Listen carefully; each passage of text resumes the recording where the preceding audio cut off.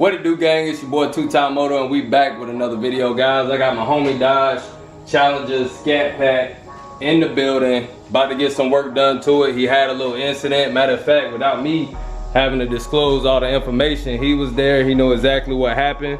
I give you guys a visual first, and then I'll let him tell it. But there's actually a lot more damage than that. We'll get to it, but we'll let him explain it. What's up, guys? As usual, like and subscribe. Yeah, I was driving on my way to Charlotte, and it was a car in front of me, and they just yanked to the left really fast. And it was a full truck tire in front of me, and I kind of hit it a little bit, and then I was swerving to try to get away from it, and I hit a cone. You can see a little bit of damage on there. Yep. And after I hit the cone, I kind of hit like this little concrete wall and smacked it really hard. So and another thing, took it to the shop, and they trying to quote me almost 3 grand, but you know what, shops lie, so I bring it to the most honest person I know on this planet Earth, on YouTube definitely, and I know he gonna get me right. Hey man, it's all about honesty and friendship, man. You're supposed to be honest with everyone, no matter if they're your friend or not, but this is the kind of damage that we're looking at, and there's a lot of inner damage along with the suspension, so this is just one little piece of it, as you guys can tell. For something to take this much off on the wheel, it was a pretty hard hit, so there's a few more things that's damaged in there.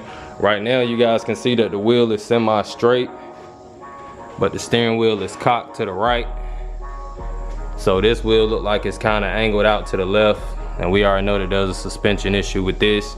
Let's go take a look at the other side of the wheel and see what we got. Yeah, so this one is cocked out this way, so they're both angled out. One angled out that way, other side angled out that way. So we got some damage somewhere. This is how the wheel's supposed to be sitting, because you guys can see how the steering wheel is turned. I tried to center up both wheels, but we can definitely tell that we got some damage on this side. As you guys can see, the wheel is sticking out the opposite direction. But yeah, man, we about to get them right, man. Let's go ahead and jump on this thing and get started. All right, gang, so after assessing the damage, there really is no damage besides 1 to 2 parts. Everything else in here looks a-okay. Upper control arm, strut tower, lower control arm links. Everything looks good besides the inner and outer tie rod. As you guys can see, it's not supposed to be bent like that. It's supposed to be straight.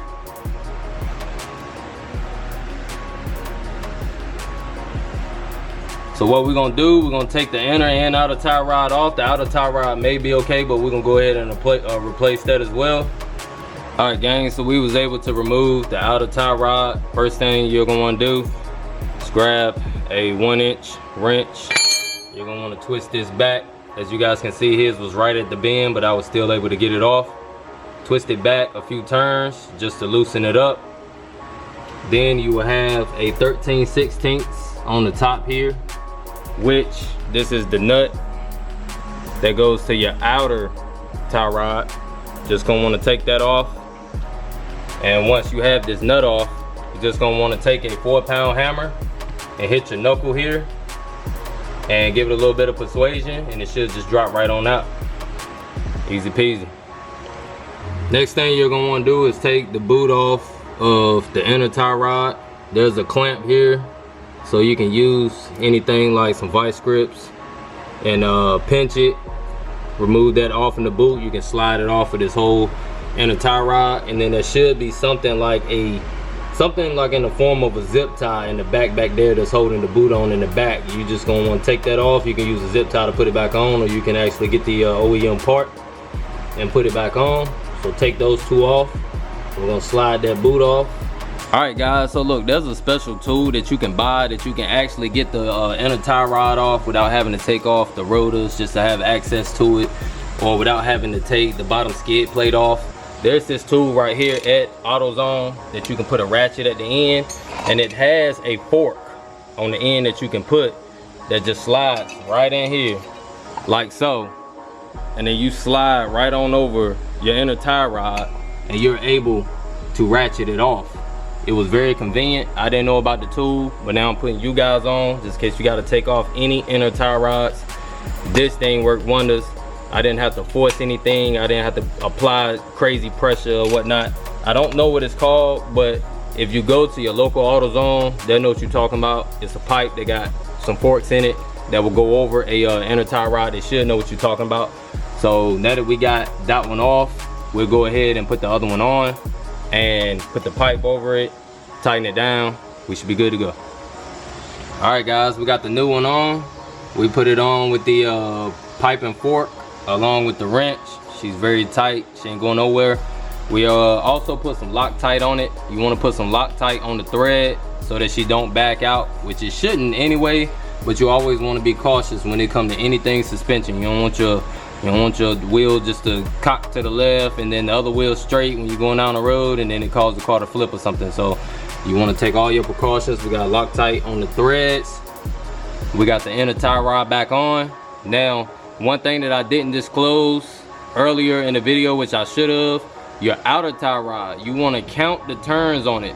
So if your outer tie rod is on it like that, which let me give you guys one. If your outer tie rod is up like this, you want to count your turns while you're taking it off. So that is one turn.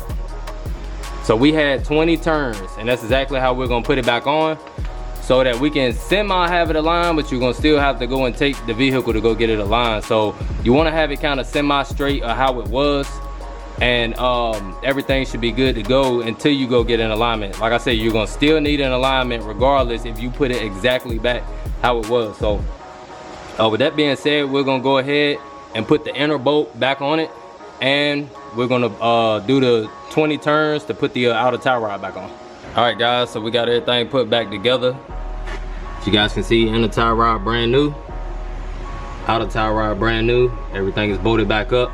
Now if you match your turns, how much you turned this with what I was telling y'all before, then it should slide right back in there. If not, then you can kind of pivot this how you need it to go, because without anything connected to it, this right here would turn. So you'll be able to get it in there, get it in that slot, take and tighten it all the way down. Use something like a pneumatic tool or like a air pressure tool, the same thing I've done here. And when it stopped turning, then you know you're good to go. You know that it's very tight. Make sure you guys put your boot back on there beforehand before you put any of this stuff on here, because then you have to take everything back off and then put your boot back on. Right now we got the clamp in the back, we got the clamp in the front, got everything put back together. Only thing we gotta do is put the wheel on. He need to go get in alignment tomorrow morning, and he should be good to go. All right guys, so now my boy Scat is back in business. As you guys can see, the part that was the issue,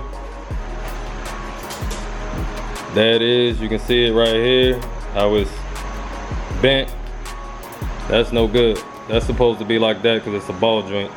But you guys can see how that part right there is bent. It's supposed to, the whole rod is supposed to be straight. So got all that changed out. That's the old part, got the new one on. He's back on the ground. He's gonna go get in alignment tomorrow. He's gonna definitely need it. Even though we did the 20 turns exactly how it was on there, you still need to go and get an alignment. So with all that being said, man, he's back on the road. Wasn't gonna get charged close to $4,000 in parts and labor, how the mechanics was trying to tell him. I think what, all in all, he spent about 300 bucks, 400 bucks, something like that, to get his car back on the road. The only thing he needs is an alignment. But yeah, man, appreciate y'all watching. Make sure y'all subscribe, smash that like button, tap that bell notification for future uploads, and until next time, peace.